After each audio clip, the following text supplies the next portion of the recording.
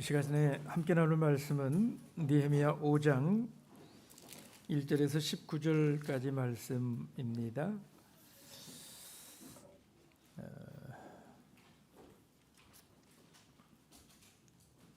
1절에서 5절 그리고 14절부터 19절까지 교독해서 보겠습니다. 1절 때에 백성이 그 아내와 함께 크게 부르짖어 그 형제 유다 사람을 원망하는데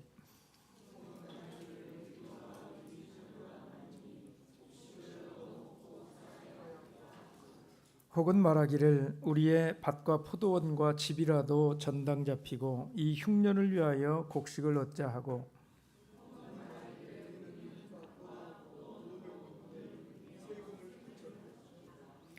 우리 육체도 우리 형제의 육체와 같고 우리 자녀도 저희 자녀 같거늘 이제 우리 자녀를 종으로 파는도다. 우리 딸 중에 벌써 종된 자가 있으나 우리의 밭과 포도원이 이미 남의 것이 되었으니 속량할 힘이 없도다. 14절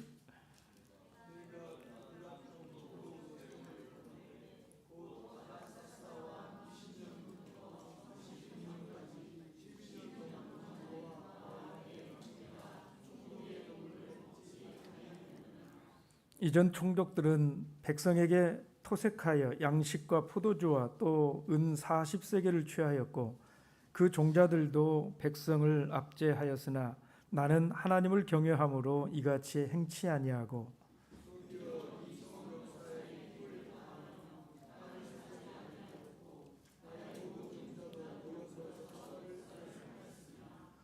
또 내 상에는 유다 사람들과 민장들 150인이 있고 그 외에도 우리 사면 이방인 중에서 우리에게 나아온 자들이 있었는데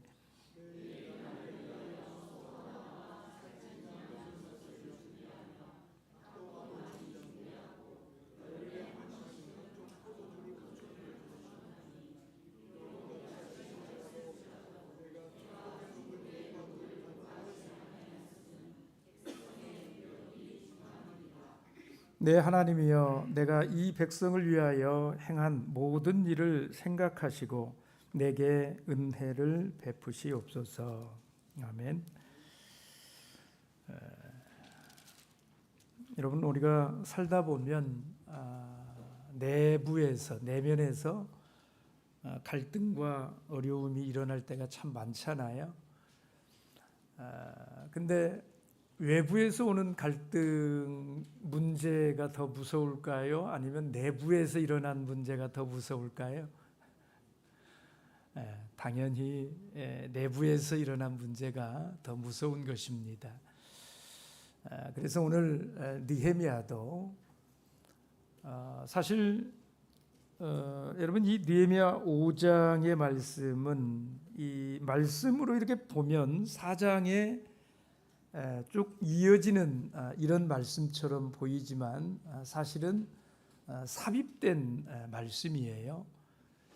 느헤미야 4장에서는 외부에서 오는 핍박, 외부에서 오는 공격에 대해서 느헤미야가 이 외부에서 오는 문제를 다뤘어요. 근데 그 외부의 문제는 큰 어려움 없이 잘 극복을 해내었다라는 거지요. 그리고 바로 이어서 5장에 내부에서 일어나는 문제에 대해서 다룹니다.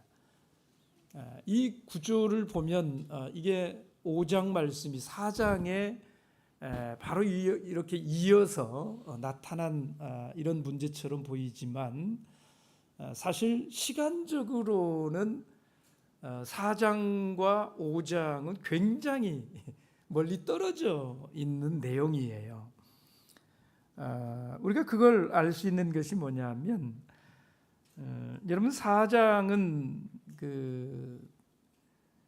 지금까지 있었던 그 일들은 느헤미야가 포로 귀환을 해가지고 왔던 당해에 있었던 일들을 계속 말씀을 해 오고 있거든요.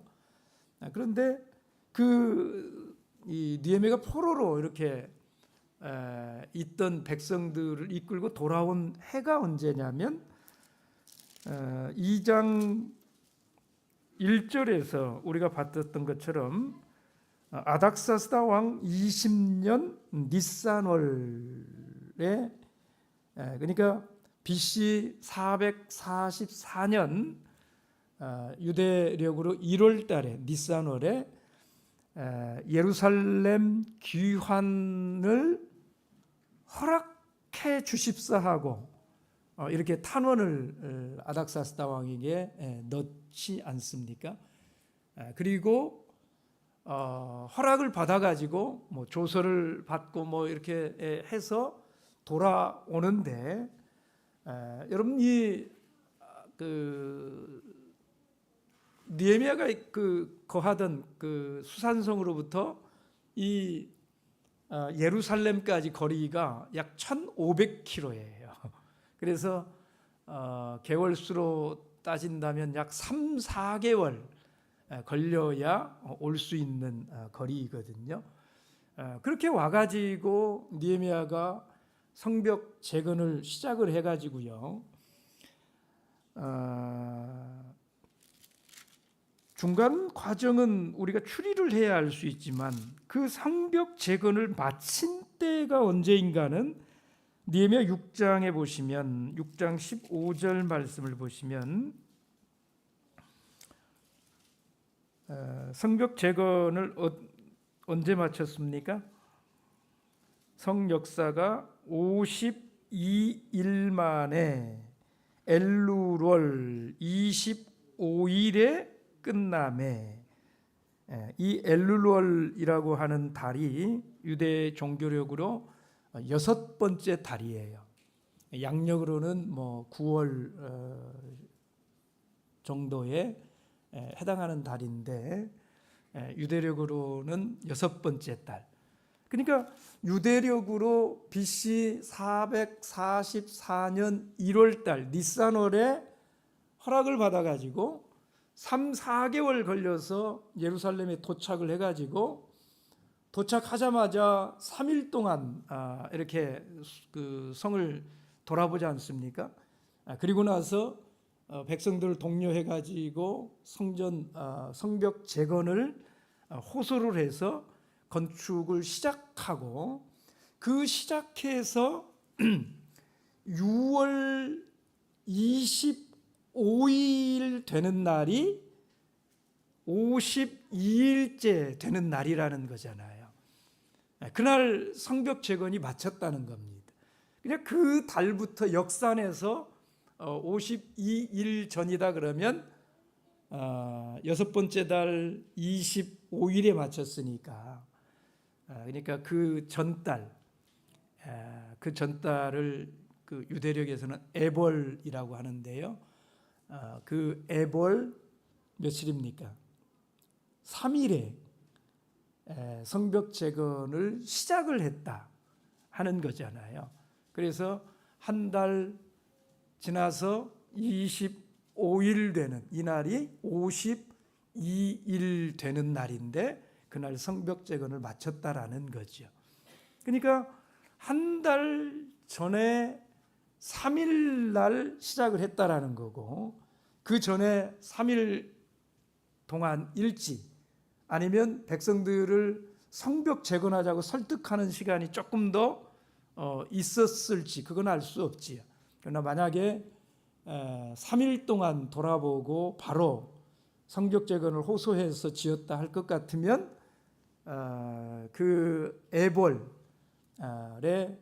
시작을 한 것이니까 에벌에 도착도 한 거지요. 그러니까 니산월부터 3, 4개월 후에 5번째 달에 도착을 했고, 5번째 달 3일에 성벽 재건을 시작을 해서 이제 그 다음 달 엘루월 25일에 6번째 달 25일에 성벽 재건을 마친 거예요. 그러니까 이 성벽 재건을 마치기까지 총 느헤미야가 백성들을 이끌고 돌아온 당해 BC 444년에 그 모든 일들이 다 마친 것이잖아요. 그죠? 자, 그런데 보십시오. 5장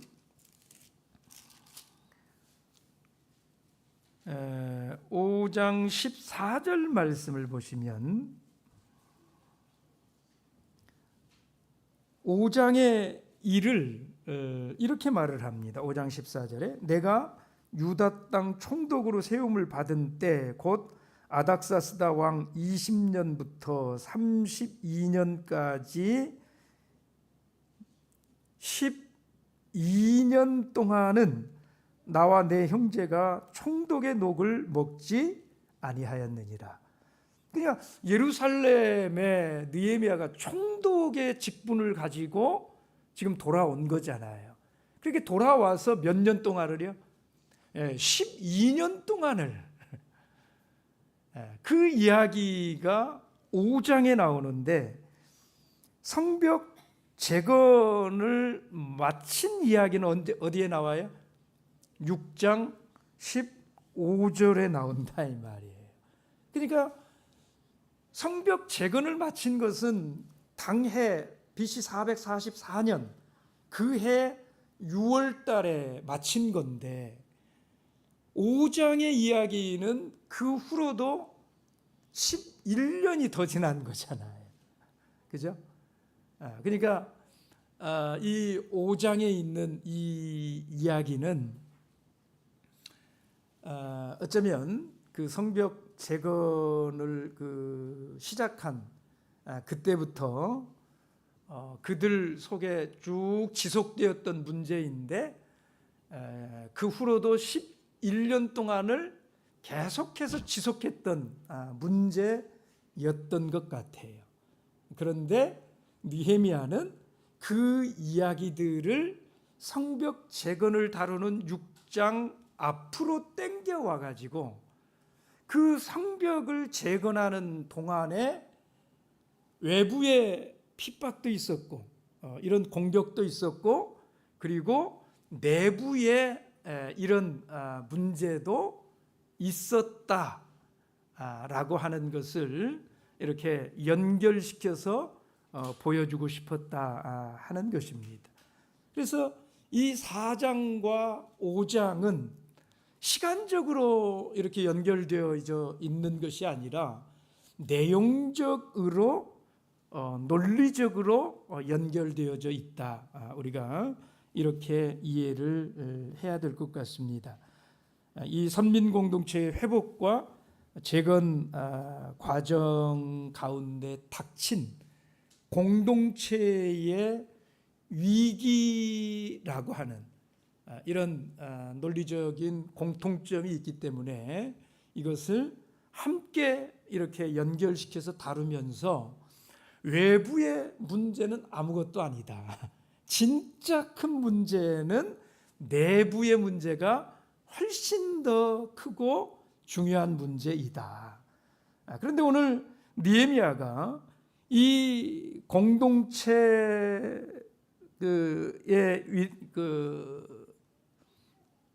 공동체가 만난 이 위기를 어떻게 대처를 해서 성숙하고 완전한 온전한 이런 공동체를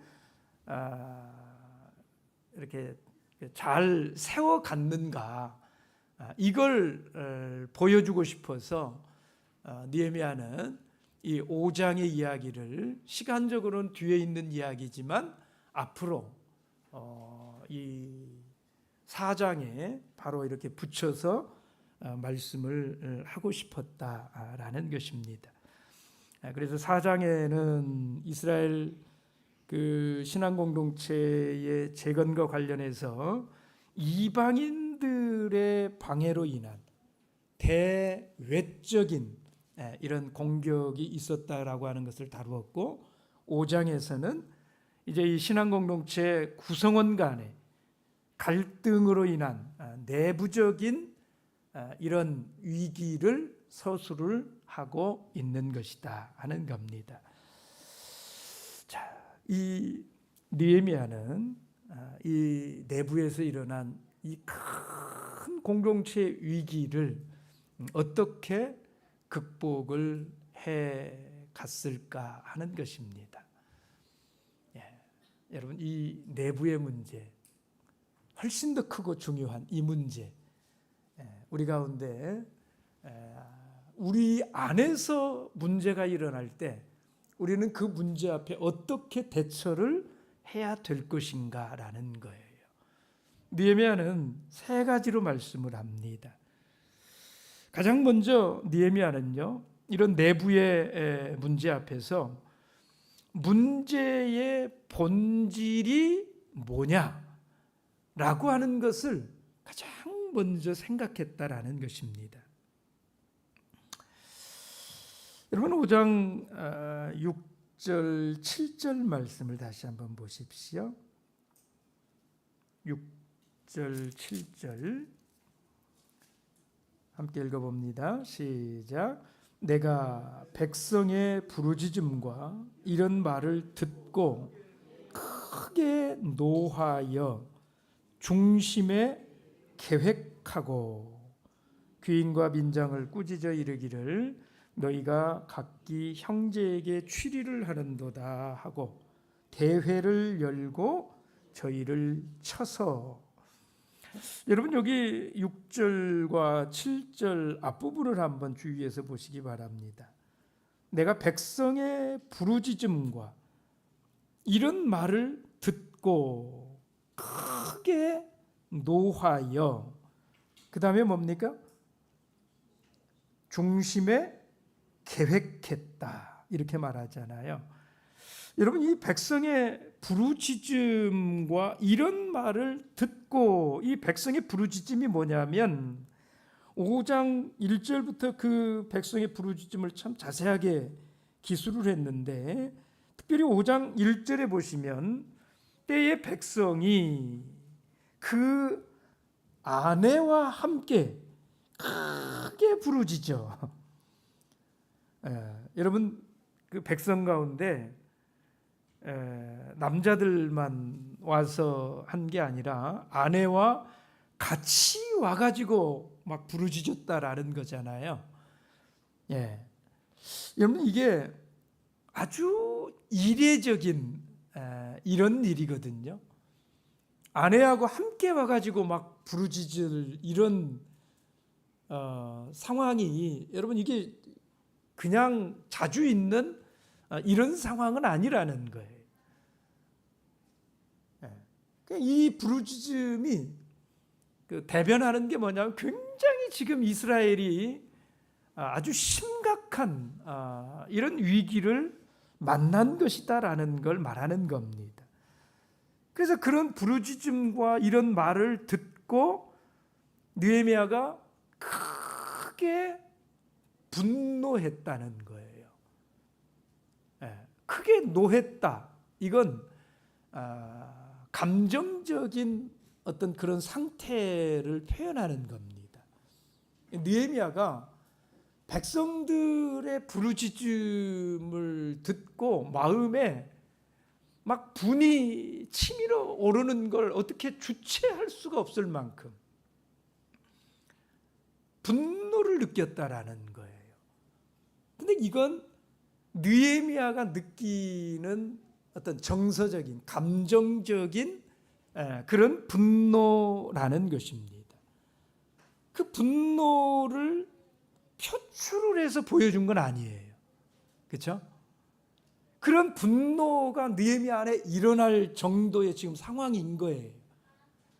그런데 그런 분노가 일어나는데 느헤미야는 정작 그 분노를 어떻게 합니까? 꼭 누르고요. 심정적으로는 너무 막 분이 치밀어 올라요. 그런데 그 분노를 가지고 느헤미야가 바로 반응하지 않는다는 거예요. 느헤미야가 어떻게 했다고요? 7절에 중심에 계획하고, 중심에 계획하고, 이게 무슨 말일까요? 이 계획하다라고 하는 것은 심사숙고했다, 이런 말이거든요. 여러분 NIV 성경을 보면 이 구절을 어떻게 표현을 해놨느냐면 내가 내 자신과 상담하고 I counseled with myself 이렇게 되어 있어요.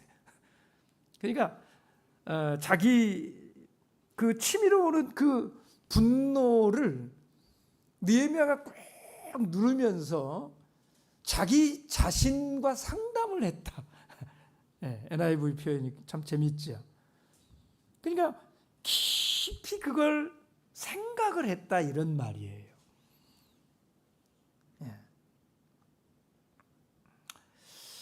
여러분 6절에 표현된 이 느헤미야의 분노에 대해서 여러분 공감하실 수 있으십니까? 저는 깊이 공감됩니다.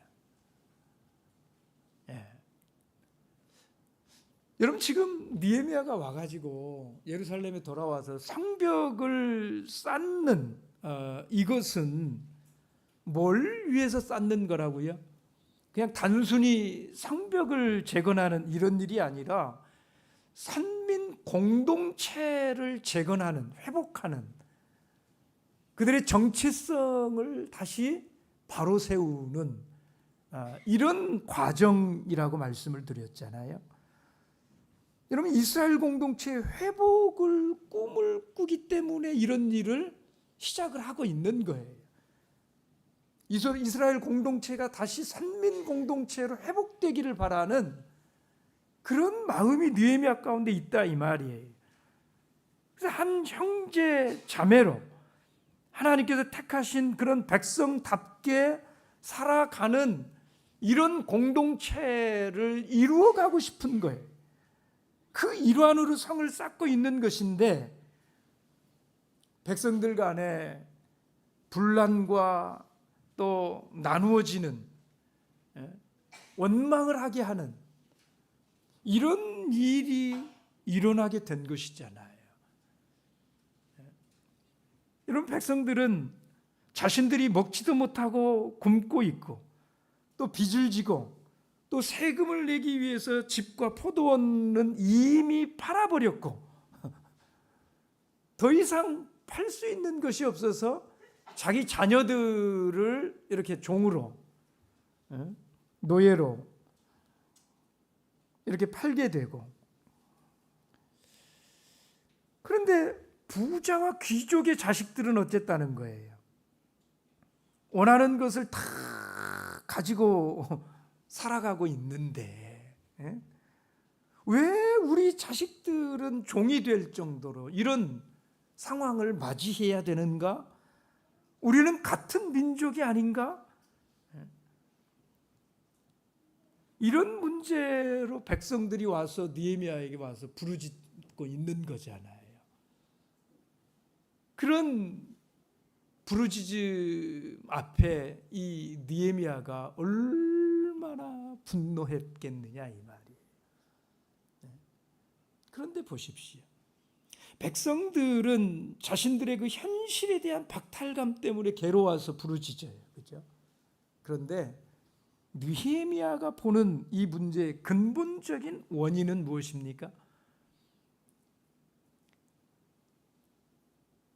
느헤미야가 보는 근본적인 원인이 뭐예요? 이 부자와 귀족들을 향한 이 느헤미야의 분노가 뭐예요? 그들이 공동체 의식을 가지지 못하고 있다라고 하는 이거예요. 그들의 공동체 의식에 이상이 있었다. 그래서 8절에 보시면 이 문제를 꾸짖는 것입니다. 그 귀족들을 향해서 8절 함께 읽어보겠습니다. 시작. 이르기를 우리는 이방인의 손에 팔린 우리 형제 유다 사람들을 우리의 힘을 다하여 속량하였거늘 너희는 너희 형제를 팔고자 하느냐? 더구나 우리의 손에 팔리게 하겠느냐 하매.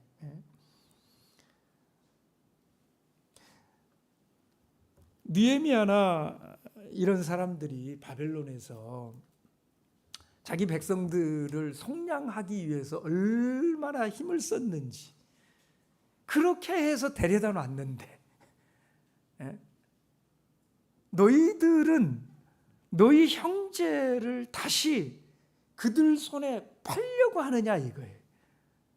더군다나 우리의 손에 팔리게 하겠느냐.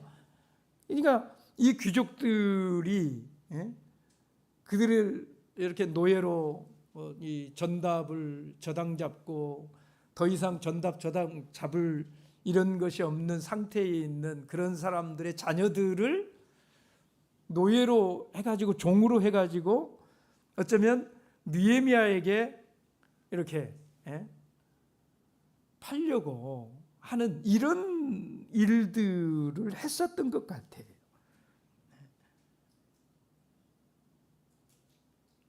누구는 그거 막아보려고 이렇게 애를 쓰고 모든 건 내려놓고 내가 지금 이렇게 예루살렘에 돌아와서 이렇게 하고 있는데 너희는 그 동족들을 팔아먹는 이런 일을 하겠다고. 여러분, 성을 쌓아도 이스라엘 백성이 본질적으로 하나가 되는 공동체 의식이 없다면 그 성벽을 쌓는 이게 무슨 의미가 있겠냐 이 말이에요.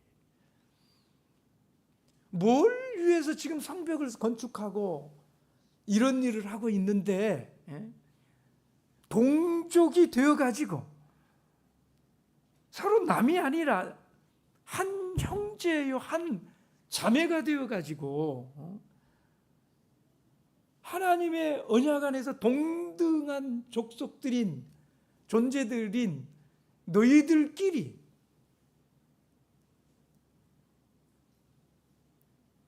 팔고 이런 일을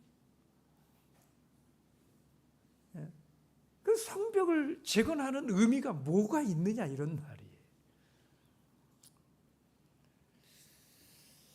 여러분, 오늘 우리 속에 큰 문제 중에 하나가 바로 이런 것일 겁니다. 같은 우리가 서로 형제 자매가 아니냐 이 말이에요. 물론 이 자리에 이 시간에 나와 계신 우리 성도님들은 정말 훌륭한 분들이실 거예요. 이 자리에 나오지 못하고 동영상으로 보고 계신 분들이 아마 이 말씀을 들으셔야 될 거예요. 여러분들이 그분들 대신해서 지금 혼나고 있는 거예요.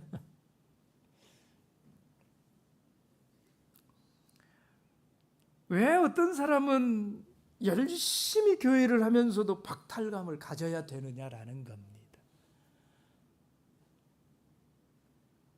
함께 같은 공동체에 속해 있는데 왜 누구는 열심히 일하면서 그러면서도 이런 박탈감을 느껴야 되느냐 이런 말이. 여러분, 우리가 공동체 의식을 가져야 돼요. 공동체 의식을 갖는 것. 우리는 하나다. 우리는 한 형제요 한 자매이다. 서로가 서로에 대해서 그런 의식을 가지는 이게 가장 중요한 문제예요. 저는 그래서 그렇게 생각을 합니다. 여러분, 공동체 의식을 깨뜨리는 이런 것이라면 굳이 그렇게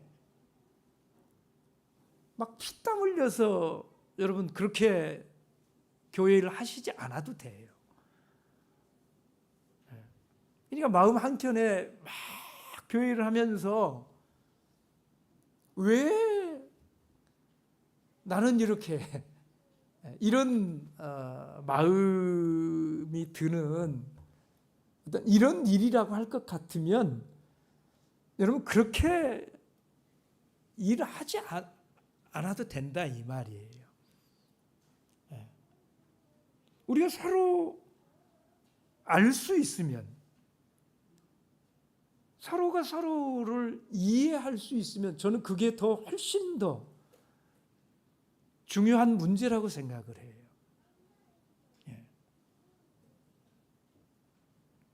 가령 여러분 집이 깨끗하지 않아도 그냥 서로 그냥 부부간에 그냥 그게 편하고 그냥 이해가 되고 이러면 전혀 문제될 게 없는 거잖아요. 그죠?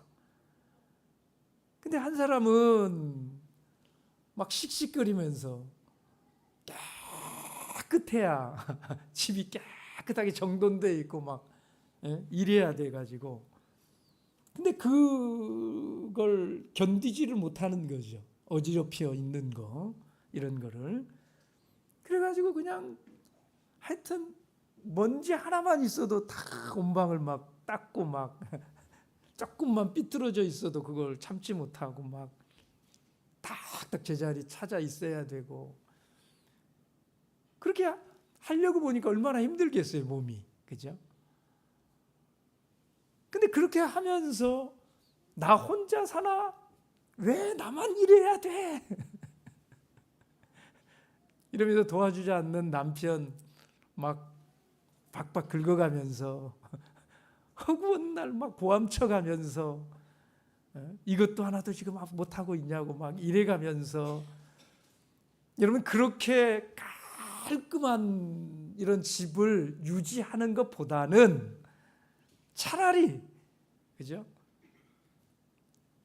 그게 가족 아니냐 하는 거예요. 근데 교회 일도 저는 그런 게 훨씬 더 중요하다고 생각을 해요. 서로 협력하는 모습이 있어야 되는 거예요. 그리고 공동체 의식이 있어야 돼요. 그 공동체 의식은 저는 마음을 알아주는 것이라고 생각을 합니다. 일보다도 중요한 것이 서로가 지체의식을 가지는 거예요. 한 몸 되었다라고 하는 그 의식을 가져야 돼요. 그 공동체 의식에서 가장 중요한 것은 마음을 알아주는 거예요. 마음이 통하는 거예요. 여러분 마음이 통하지 않으면 이게 참 힘든 일이 많아요.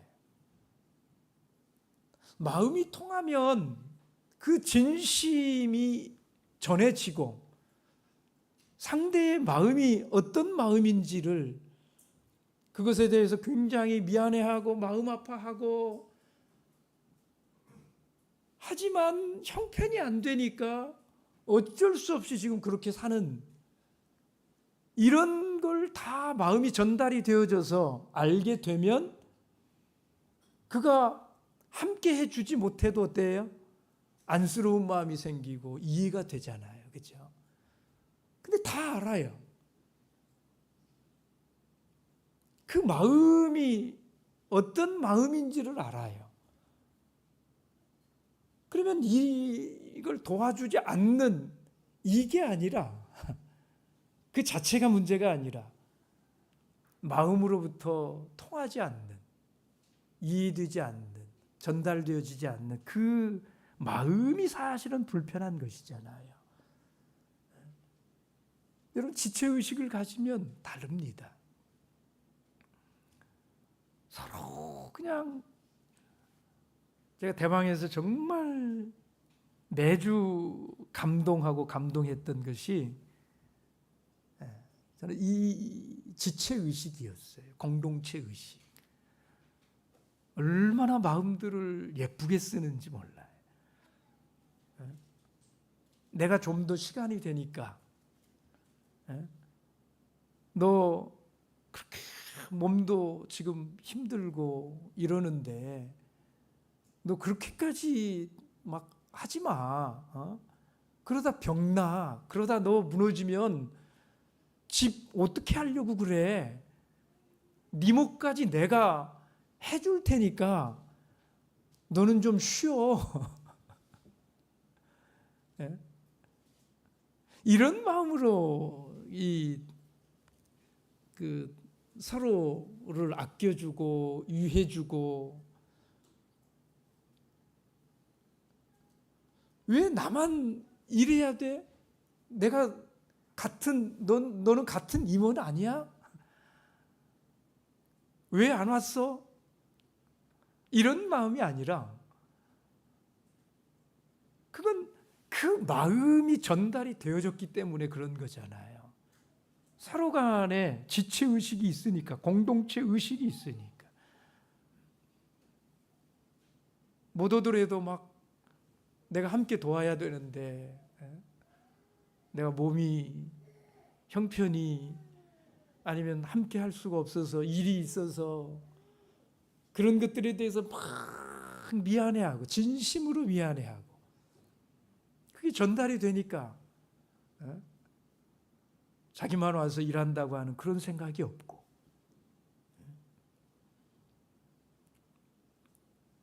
여러분 아무리 성장을 해도요, 교회가 이 공동체 의식이 없다면 아무 소용이 없는 것입니다.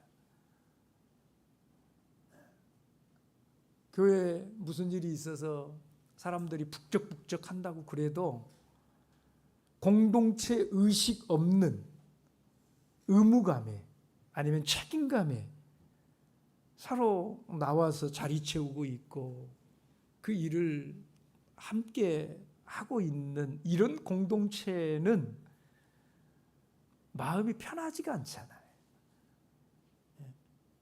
그런 성장은 필요 없다라는 거예요. 차라리 좀 더디게 가더라도 서로가 마음이 통할 수 있는, 서로의 형편을 누구보다도 내 일처럼 그렇게 이해해주고 함께 해줄 수 있는 이런 마음이 있어야 된다라는 거예요. 오늘 느헤미야가 분노하는 것은 바로 이 지점이에요. 백성들은 당장에 자기들의 힘들 때문에 와서 부르짖는 거지만, 저들이 왜 저렇게 돼야 되는가, 이런 부분에 대해서 느헤미야가 보는 관점은 달라요.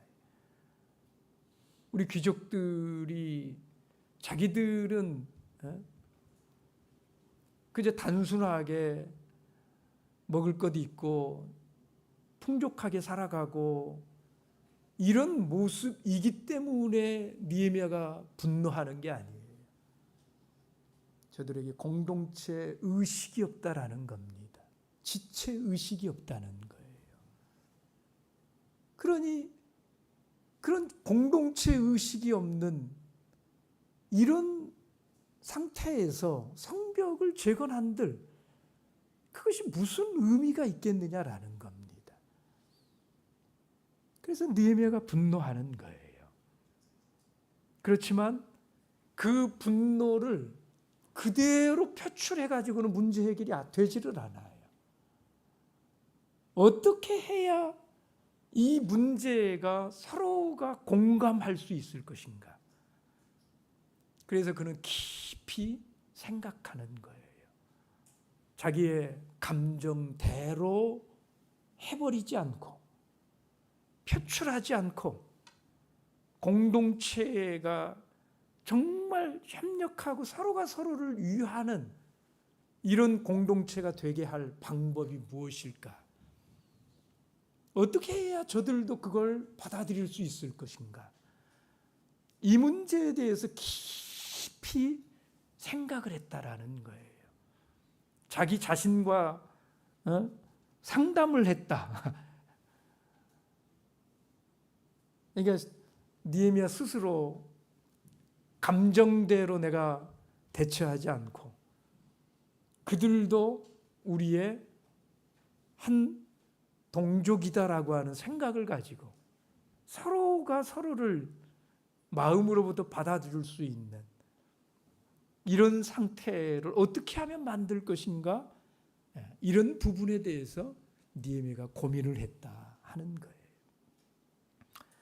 두 번째는, 여러분, 느헤미야는 이 갈등으로 인해서 어려움에 직면했을 때에 이 문제를 하나님 말씀으로 돌아갈 기회로 삼는다라는 것입니다. 하나님 말씀으로 돌아갈 기회를 삼아요. 5장 13절을 보시면 이렇게 말을 합니다. 5장 13절 함께 읽어봅니다. 시작. 내가 옷자락을 떨치며 이르기를 이 말대로 행치 아니하는 자는 하나님이 또한 이와 같이 그 집과 산업에서 떨치실지니 저는 곧 이렇게 떨쳐져 빌지로다 하매 회중이 다 아멘하고 여호와를 찬송하고 백성들이 그 말한 대로 행하였느니라.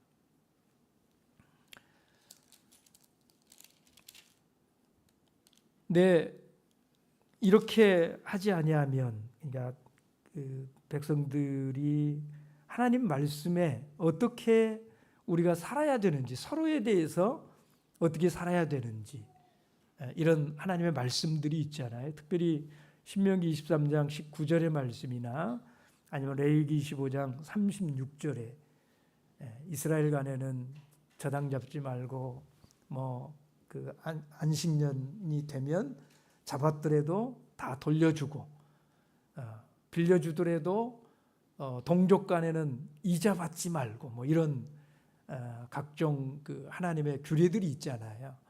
그런 것들에 대해서 쭉 느헤미야가 하나님 말씀으로 저들을 권면했다라는 겁니다.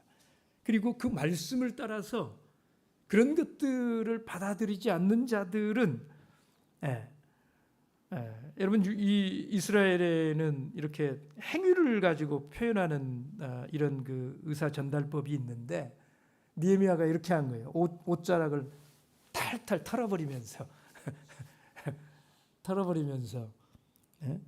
그 하나님 말씀대로 행하지 아니하는 자들은 하나님께서 또한 이와 같이 그 집과 산업에서 털어버리실 거다 이거예요. 그런데 그 느헤미야의 심사숙고하고 그 마음으로부터 깊이 계획하고 상고하고 하나님의 말씀을 가지고 저들에게 나아간 이게 귀족들에게도 전달이 되어졌던 것 같아요. 그래서 그들이 그 하나님의 말씀을 듣고 느헤미야가 하는 그 모든 것들에 대해서 온 회중이 다 뭐라고 받았다고요? 아멘 하고, 아멘이라고 하는 거 그 말씀대로 되어질지니이다. 하나님이 먼지를 털어버림 같이 우리가 다시 그렇게 우리 형제들의 괴로움을, 연약함을 뒤돌아보지 않고 나만 생각하고 이렇게 산다면 하나님의 그 손길 가운데서 우리도 떨어져 나가더라도 우리가 그걸 그대로 다 받아들이겠다 하는 것이잖아요.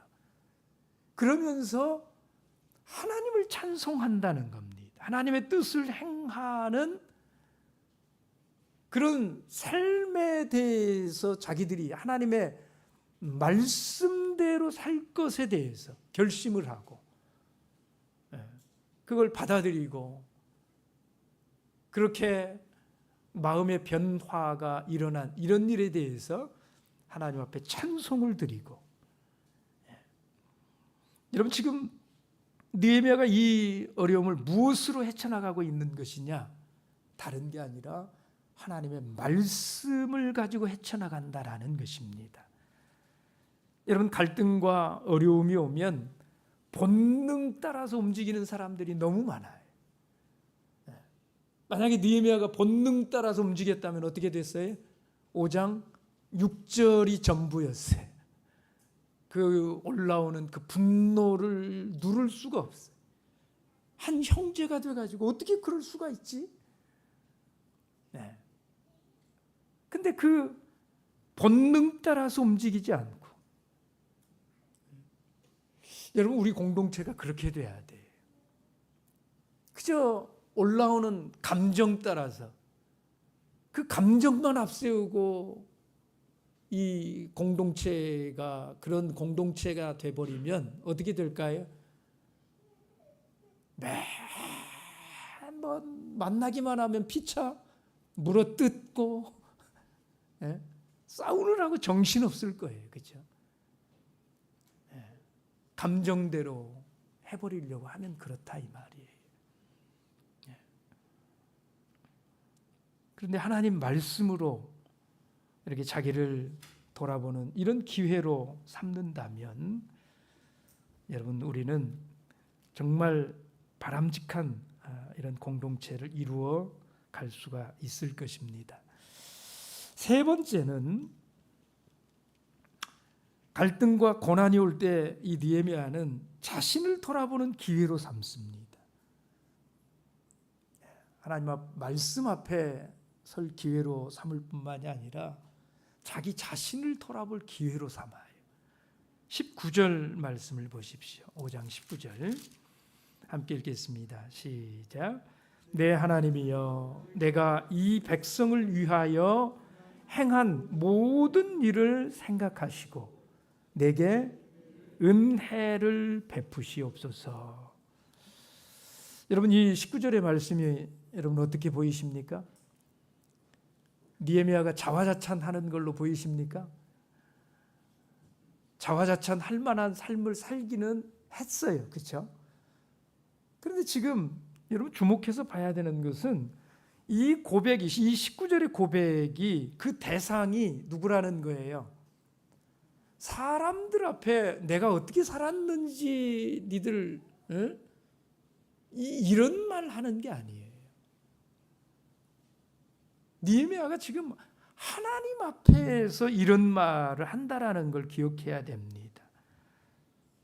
자신의 결백과 그리고 그 신실함을 하나님 앞에서 고한다라는 거예요. 하나님 앞에 고한다라고 하는 것은 무슨 의미가 있는 거예요? 자기 자랑하는 그런 게 아니에요. 자기가 어떻게 살았는지를 돌아보는 거예요. 여러분 느헤미야는 하나님을 경외함으로 총독으로서 당연히 받을 권리가 있는 월급을 받지를 않았다는 겁니다. 총독은 세금을 부과할 수 있어요. 40세겔, 은 40세겔. 그죠? 근데 느헤미야는 와가지고 그런 세금을 전혀 부과하지 않았어요. 오히려 자기 사재를 다 털어가지고, 여러분 자기 집에 그 함께 식탁에 오르는 사람만 150명이나 되는, 하루에 소 한 마리가 필요하고 양이 몇 마리가 필요하고, 근데 그런 것들을 느헤미야가 사재를 다 털어서 할지언정 백성들에게는 세금을 부과하지 않았다라는 거예요. 12년 동안을 그렇게 살았다는 것입니다. 여러분 느헤미야의 이 진실함을 한번 보십시오. 이 신실함을 한번 보세요. 하나님에 대한 이 굳건한 믿음. 참 이 느헤미야가 정말 놀라운 믿음의 사람이에요. 여러분 느헤미야가 어떻게 이런 삶을 살았을 것이라고 생각을 하십니까? 느헤미야는 어떻게 이런 삶을 살았을까요? 그에게 뭐가 있기 때문에? 아까 우리 은세가 찬양 인도하면서 신앙에는 뭐라고 그랬죠? 신앙에는 기대와 소망이 있어야 된다. 저 그 말 들으면서 우리 은세가 참 훌륭하다 이런 생각을 했는데 오늘 느헤미야를 읽고 왔나? 그런 생각을 했어요. 네. 여러분 오늘 이 느헤미야가 이렇게 할 수 있었던 것은 그 속에 소망이 있기 때문이에요. 꿈이 있기 때문이에요. 백성들을 하나님 앞에 다시 세우리라. 하나님의 백성이 하나님 백성 되게 하리라. 저들 가운데 하나님이 진정 하나님으로 높임을 받게 하리라. 이런 소망이 있었기 때문에, 그렇기 때문에 다른 모든 것을 제쳐두고서라도 하나님 앞에 자신을 희생하면서 그렇게 백성들 세우기를, 모든 걸 12년 동안을 그렇게 월급도 받지 않고 모든 자기의 사재를 털어가면서 그런 희생을 할 수 있는 그런 마음이 생겼다라는 거예요. 여러분의 꿈은 무엇입니까? 예수 믿고 부자 되는 것입니까? 내 사업 잘 되는 것입니까? 하나님을 향한 여러분의 꿈은 무엇이냐 이 말이에요. 정말 하나님 자녀답게 살고자 하는, 여러분 그런 꿈은 여러분들에게 없으십니까? 우리에게 허락하신 그 은사를 가지고 하나님의 교회를 위해서 살겠다라고 하는 그런 결심은 없으십니까? 허락하신 그 직업을 통해서 하나님이 기뻐하실 일에 쓰임을 좀 받고 싶다, 이런 거룩한 꿈은 여러분 없으십니까? 여러분, 꿈이 있는 사람만이 미래를 열어갈 수 있는 것입니다. 미래를 열어가는데 내가 걸음이 되고 뿌리가 되는 이 헌신의 모습은 하나님을 향한, 하나님 나라를 향한 꿈에서 비롯되는 거예요. 하나님 나라 안에서 이루고 싶은 공동체에 대한 비전이, 꿈이, 소망이 이런 공동체 되었으면 좋겠다. 하나님의 교회는, 참 예수 교회는 이런 교회가 되어야 마땅하다. 그런 소망이 있으니까 그것을 위해서라면 내가 얼마든지 헌신할 수 있고 얼마든지 희생할 수 있고,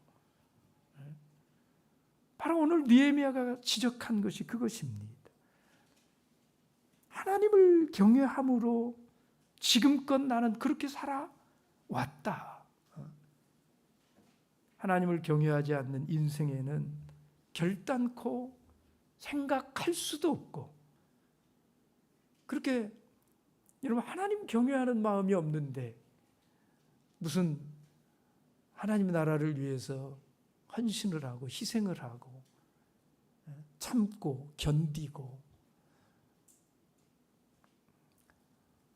우리에게 시련과 어려운 일은요, 언제든지 일어날 수 있는 거예요. 문제는 우리의 내면이 그 시련과 어려움, 갈등 앞에 준비되어 있는가 하는 것입니다.